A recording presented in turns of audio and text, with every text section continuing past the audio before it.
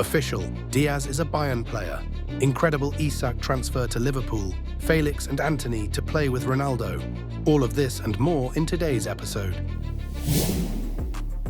Felix is changing clubs again, and this time his new destination is Saudi Arabia. Al-Nassr and Chelsea have agreed to the transfer of the Portuguese attacking midfielder for a €30 million base fee plus bonuses. The deal also includes a sell-on clause that could potentially bring Chelsea closer to their €50 million valuation of the player. Felix has passed his medical and is preparing to join Cristiano Ronaldo and Jorge Jesus, forming a Portuguese trio at the heart of Al-Nassr's new project. But here are some interesting facts that are hard to ignore. The total sum of all Felix's transfers has reached €196 million, from Benfica to Atletico for €127 million, then a move to Chelsea for over €50 million, and now Al-Nassr for another €30 million plus bonuses. And this is without considering loans to powerful clubs like Barcelona and AC Milan, where he also failed to become a regular starter. In my opinion, Felix is one of the most overrated players of modern times. He is constantly bought and sold for insane amounts of money, but he can't consistently perform anywhere. He hasn't established himself in La Liga, the Premier League, or Serie A. And each time, a new chance, new hope,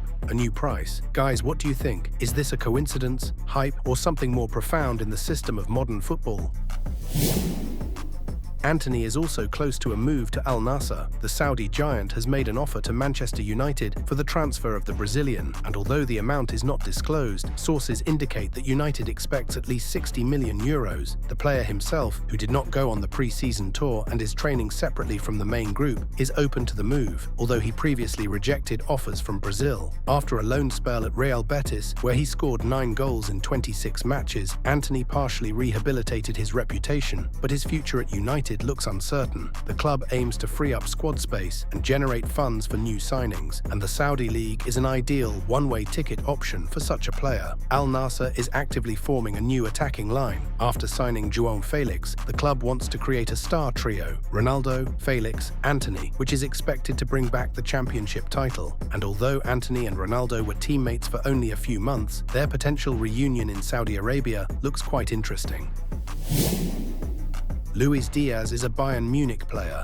After prolonged negotiations that kept fans of both clubs on edge, the Bavarians have finally reached a full agreement with Liverpool for the transfer of the Colombian winger. The deal is worth €75 million, making it one of the most significant this summer. The contract has already been signed. It runs until 2029, and Diaz agreed to personal terms without hesitation: €14 million per year, plus generous bonuses. Liverpool held firm for a long time, rejecting an initial offer of €67.5 million, but the player's own desire resolved everything. Diaz clearly signaled that he wanted to play in the Bundesliga, and specifically under Bayern's new coach. His absence from the squad list for the match against AC Milan only confirmed that his era at Anfield was over. For Bayern, this is not just the signing of a star player, it's a symbol of a transition to a new philosophy. After losing Leroy Sané and the injury to Jamal Musiala, the club was looking for a player capable of instantly boosting their wide attacking dynamics and restoring their offensive power. Diaz, with his dribbling, aggression, and ability to decide moments by himself, is tasked with leading this new era.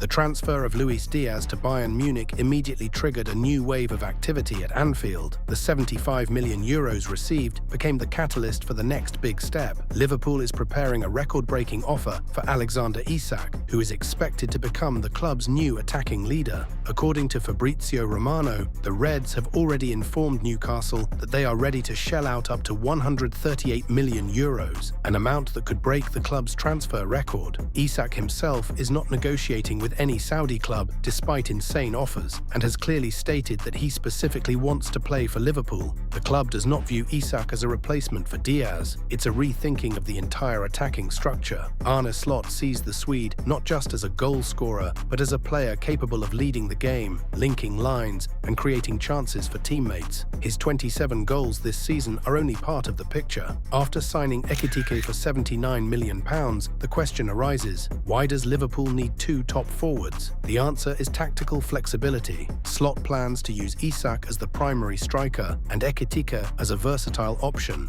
either in a pairing or as a substitute, depending on the opponent. This will allow the club to play in a formation with one forward or with two, especially against deep defences. Newcastle has not yet given a final answer, but sources report that the club cannot guarantee keeping Isak, especially after the player refused a new contract and did not join the pre-season tour. This could be Liverpool's second high-profile transfer in a week and another signal that the club is returning to an aggressive transfer policy. Honestly, Liverpool's transfer campaign this summer is a real shock even for the most demanding fans. Aggressive, targeted, with huge sums and exceptional quality, the club is not just reacting to challenges but rewriting the rules of the game. After signing Wirtz, Ekitike, Frimpong and a potential record for Isak, Liverpool is demonstrating that it is returning to the status of a club that wants to dominate in all competitions. Arne Slot has received full support from the management, and every transfer is not chaotic spending but addressing a specific problematic position. Wings, defense, squad depth, everything is under control. I'm left with one lingering question: is Rodrigo next?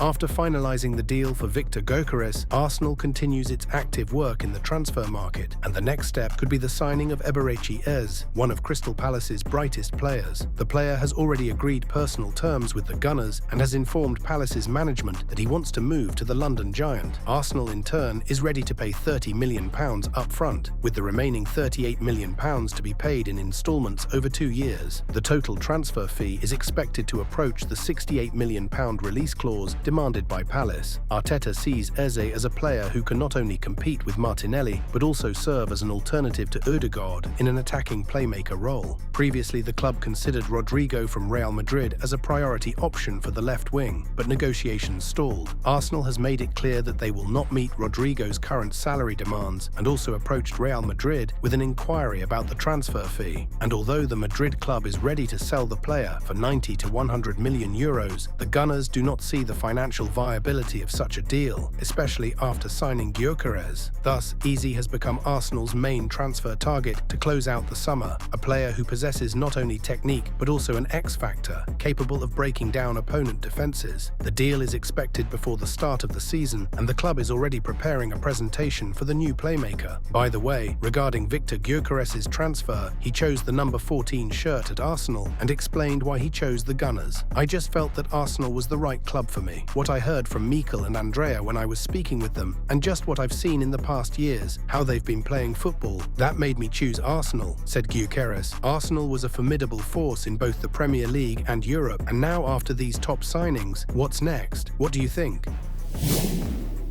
Morgan Gibbs-White remains at Nottingham Forest. The transfer drama is over. After Tottenham agreed to all terms, booked a medical, and was ready to activate the £60 million release clause, Forest abruptly halted the deal. The club accused the Spurs of an illegal approach, breach of confidentiality, and threatened legal consequences. Gibbs-White, who was already close to a move, changed his mind and signed a new contract until 2028, becoming one of the club's highest-paid players. The agreement, without a release clause, gives Forest full control over his future. This extension is a statement of ambition from owner Evangelos Marinakis, who wants to build the team around MGW, and Tottenham is now forced to look for an alternative after losing a key target, with Garnacho from Manchester United now being the priority for the Spurs. That's it for now. Don't forget to like, subscribe and share this video. Keep watching for more football action and have a wonderful day.